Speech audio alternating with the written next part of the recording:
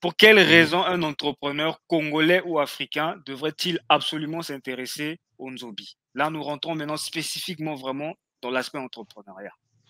Mais oui, déjà, le vice-président de mon association, Association des Nzobi du Congo, c'est un homme d'affaires. Ce qui a fait qu'il rentre au Nzobi, c'est quand j'étais venu protéger ses affaires contre les voleurs. Il avait des dépôts, M. Matidi Dani, vice-président de l'Association des Nzobi du Congo, il a ses dépôts et à chaque fois, on lui vole la marchandise. On lui vole. Et il en a eu marre, hein? Il est venu me voir, il me dit, Maître Rama, venez faire le Nzobi chez moi. Quand je viens chez lui faire le Nzobi, plus de vol. L'argent maintenant se fait voir. Il est à 8. Et voilà comment il vient me voir et dit, moi je dois rentrer dans le Nzobi. Et c'est le vice-président de mon association, un homme d'affaires, un entrepreneur, M. Matidi Dani. Donc, c'est un exemple pour dire à tous nos frères que l'entrepreneuriat, les affaires demandent une certaine protection mystique, une certaine bénédiction spirituelle. Et si vous n'avez pas cette protection mystique, cette bénédiction matérielle, une saine bénédiction, c'est-à-dire ce n'est pas une bénédiction qui vous ôte des vies, comme dans des pratiques de magie noire, des pratiques de sorcellerie, des pratiques des loges maléfiques. Vous avez une protection divine, vous avez une bénédiction divine. Il faut venir au Nzobi. Le Nzobi est contre le sang.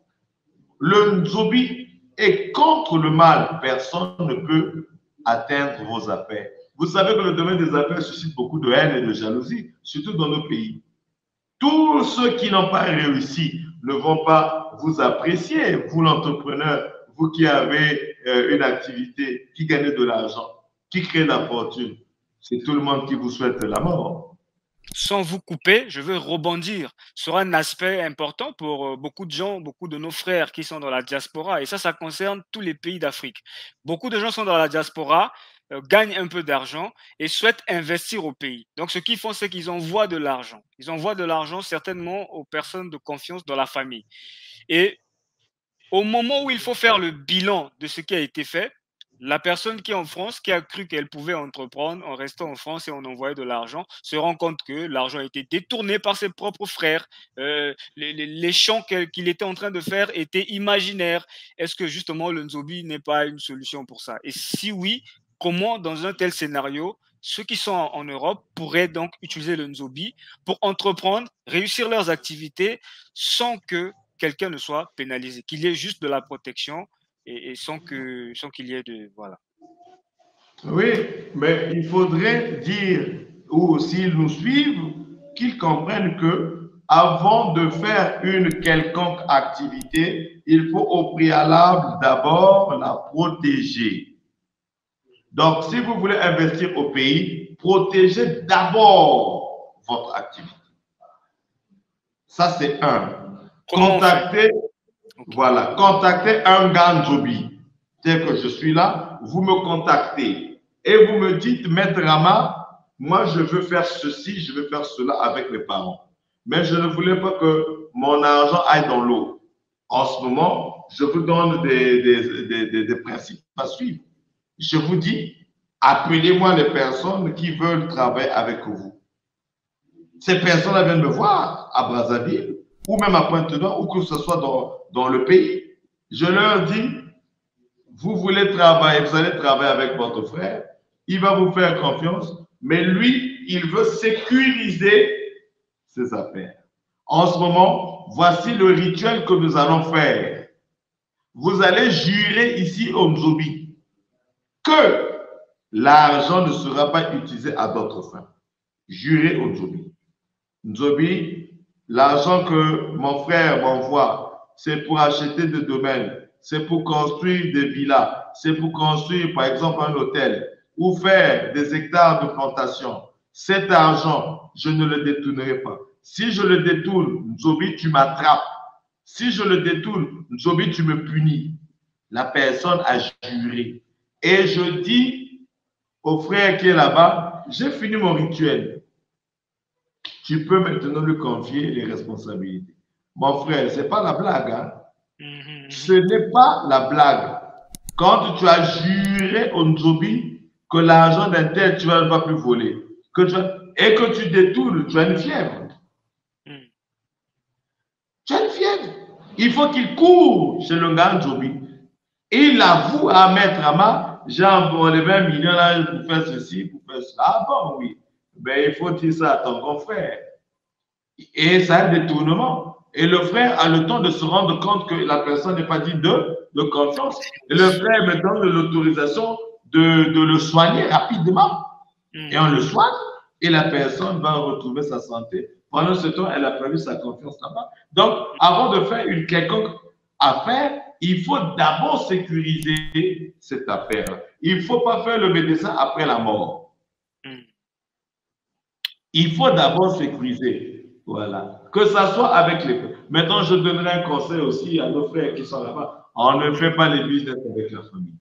Même moi, Maître Amanekinda, grand Maître Amanekinda, j'ai 11 frères. Aucun de mes frères ne gère mon entreprise.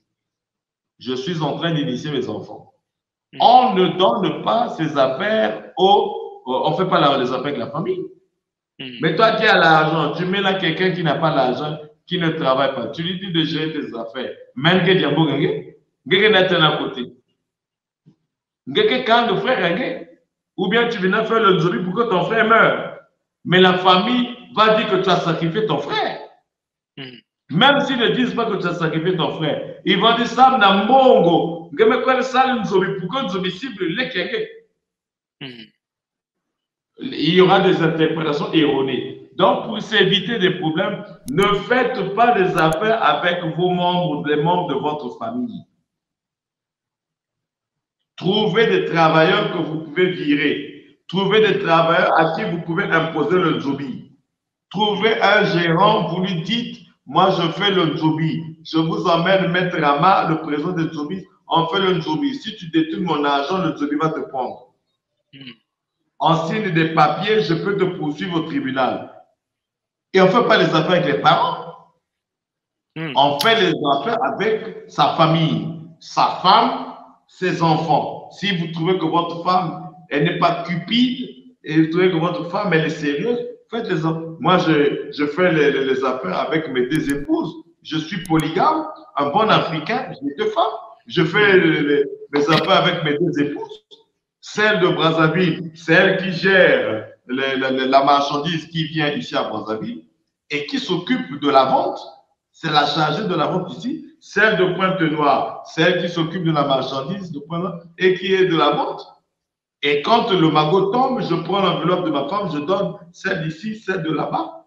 Et ceux qui sont dans les sites là-bas, ce sont des travailleurs que je paye et je n'ai pas de mot de tête.